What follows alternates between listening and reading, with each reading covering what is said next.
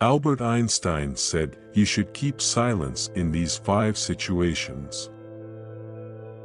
Number 1. When your judgment is clouded. The first case, when you should not speak up, is when you are having trouble thinking clearly. This can be for many reasons. Maybe you are tired or under the influence, or full of anger or anxiety. In these situations, it's better to wait a little before you speak your mind. If you don't, it is possible that you will say something you will regret afterward. If you give your ideas time to mature and still think the same way, you can talk about it later, but not when you are compromised emotionally or in other ways. Number 2. When your words will be hurtful. The second situation in which you should not speak up is when your words are more likely to be hurtful beyond being useful. Sure, there are situations when others need to hear the truth, harsh as it may be, but these situations are rarer than we think. Consider whether the words you want to speak are going to be useful, or if you are acting to hurt the other person. Number 3. When your opinion doesn't matter. The next situation when you should not speak up is when your opinion is irrelevant.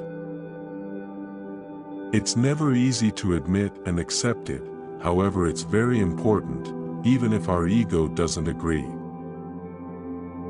When you don't know enough about a situation or other people are experts, or when your opinion has no impact on others, it's often better to stay silent just because it's the wisest thing to do. Silence is the best answer to someone who doesn't value your words. Number 4. When you don't have enough evidence. Sure, in some situations, we are free to speculate and speak up, even if we don't have evidence. However, this is not always true when we are talking about something that will likely have a big impact on another person. For instance, on their physical and mental well-being, we should not offer information that is not certain. Hearsay might be fine in some contexts, but if our hearsay can sway a big decision, it's best not to speak. Say, for instance, that a person is considering whether to use a medication that might help them.